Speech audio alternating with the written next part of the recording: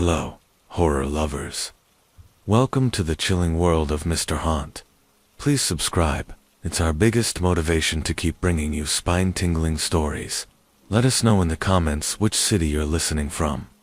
If you enjoy this video, don't forget to hit the like button. Now, let's get into the stories.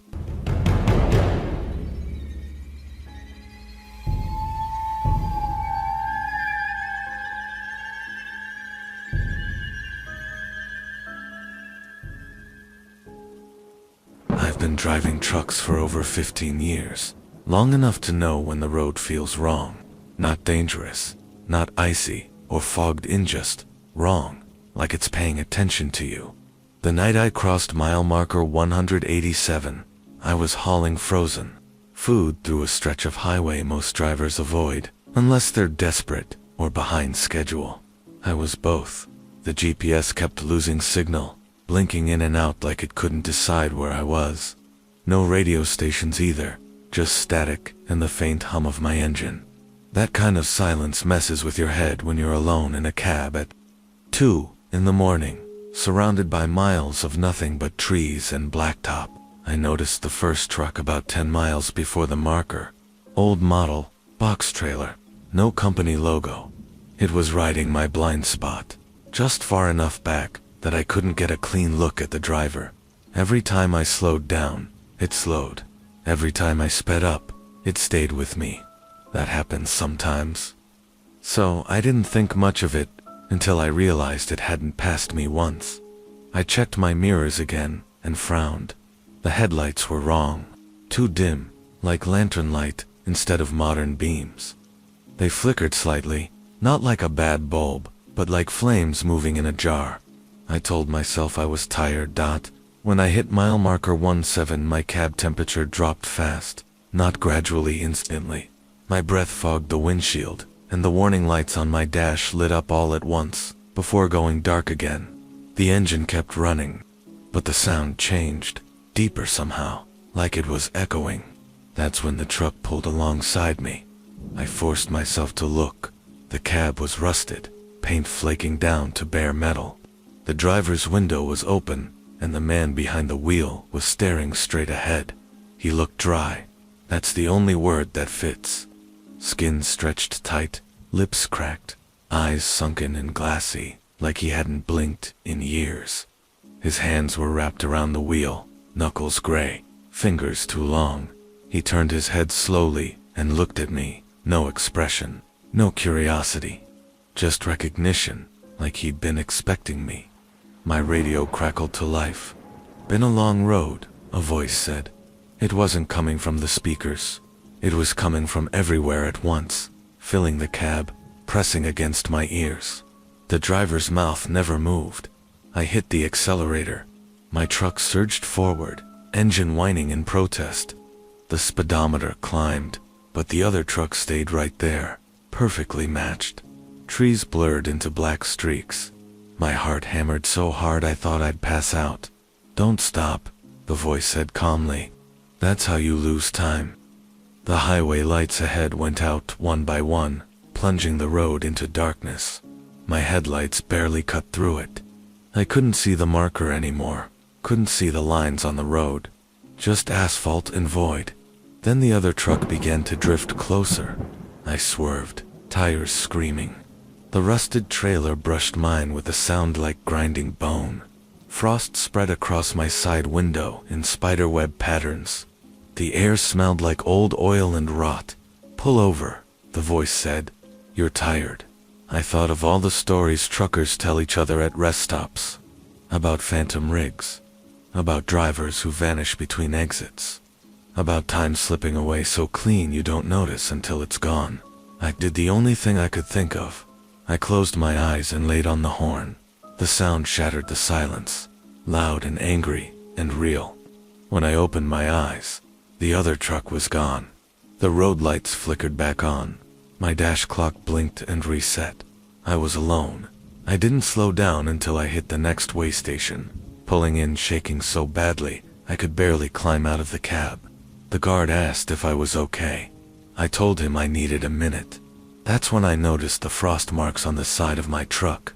Hand-shaped, long fingers, pressed hard into the metal. I lost 47 minutes that night. According to my logs, they don't exist. I still drive. It's how I make my living. But I never take that highway anymore, no matter how tight the deadline is. And when I pass mile marker 187 during the day, I swear I can still see faint tire tracks leading off the road, like something pulled over and never came back.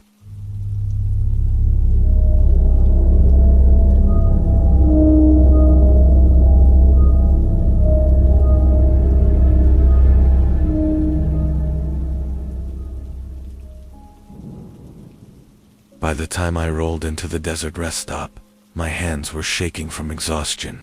I'd been driving since dawn, pushing my limits the way truckers do when the delivery window matters more than sleep. The place wasn't marked on my GPS, just a faded sign half buried in sand that read food, fuel phones. I needed all three. There were only 2 other trucks parked there, both old, both dark, no lights on. The diner attached to the stop glowed weakly, like it was running on borrowed electricity.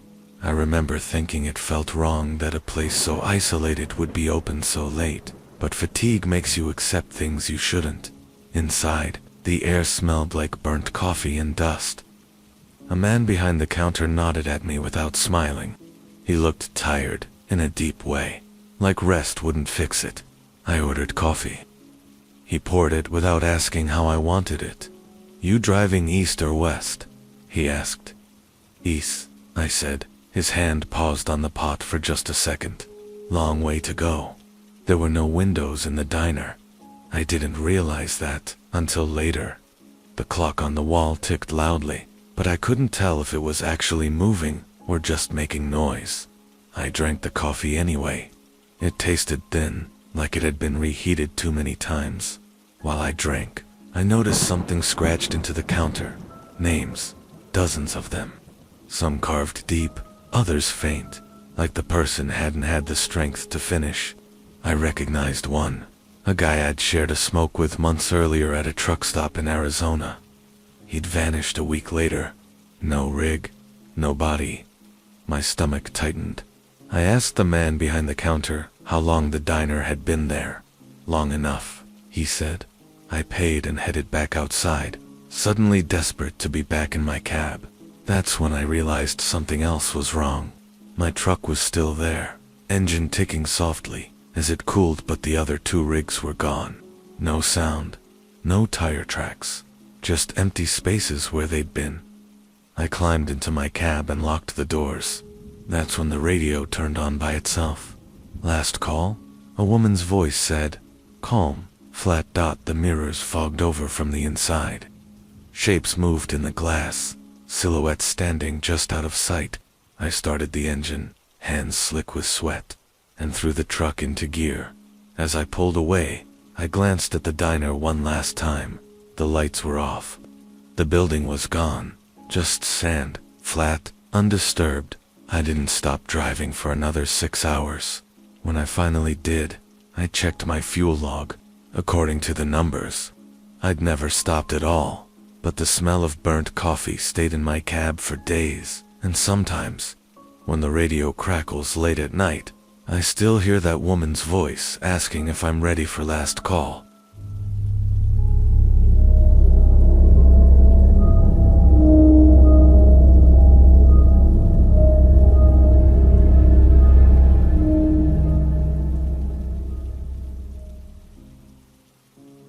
I don't let anyone ride with me.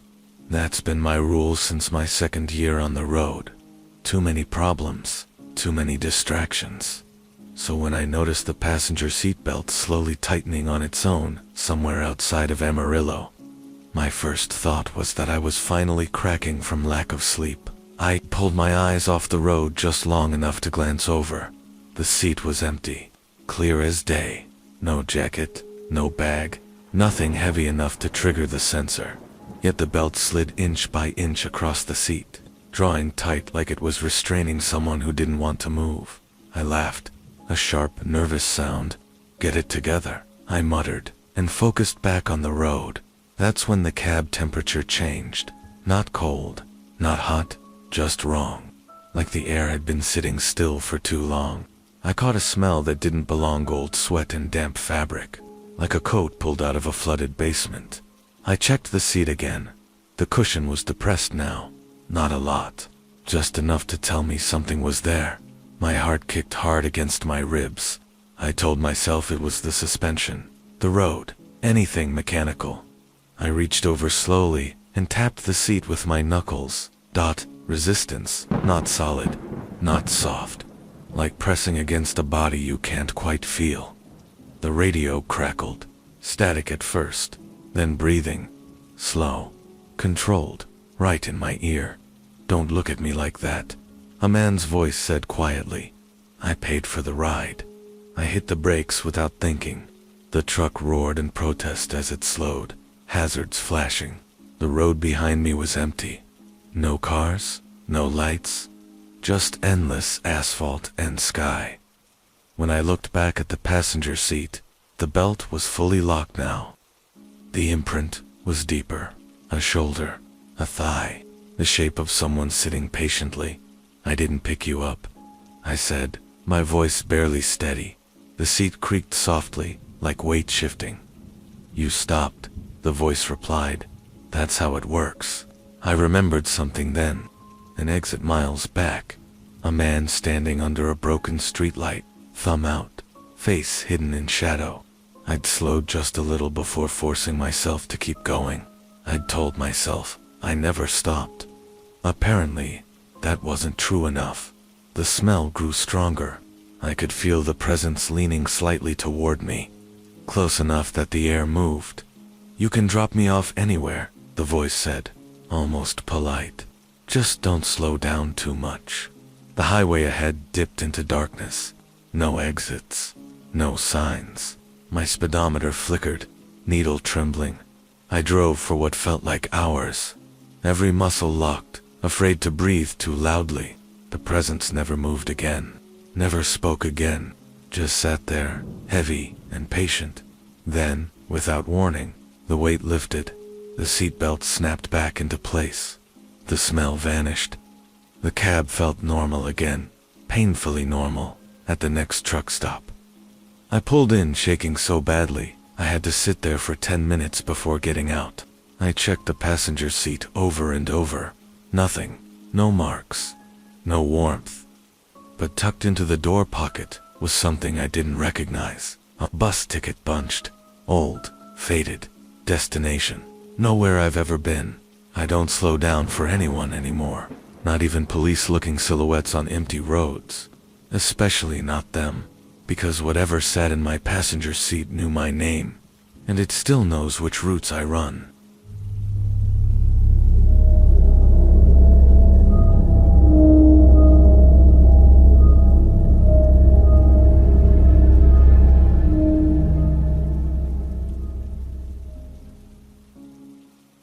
Most truckers hate way stations. I hate one in particular because I'm not convinced it actually exists. I first saw it somewhere in northern Nevada, long after midnight, when the desert had gone flat and endless and my eyes were burning from staring at the same stretch of road for hours. The sign appeared out of nowhere. Way station, all trucks must exit. No mile marker, no warning, just that command, glowing too bright against the dark. I remember slowing down and feeling annoyed more than anything. My load was legal. My logs were clean. I hadn't missed the station all night. Still, something about that sign made my chest tighten, like ignoring it wasn't an option. The exit ramp dipped sharply and curved out of sight. As soon as I left the highway, my radio cut out, and the hum of the road vanished. My headlights illuminated cracked pavement and a single concrete building ahead. No other trucks. No lights, except one over the door that flickered without ever going fully dark. I pulled onto the scale. The display lit up, numbers rolling too fast to read before freezing at 0. That didn't make sense. My rig weighed close to 80,000 pounds. I leaned out the window and called out, "Hello?" The door of the building opened slowly. A man stepped out wearing a uniform that looked decades old.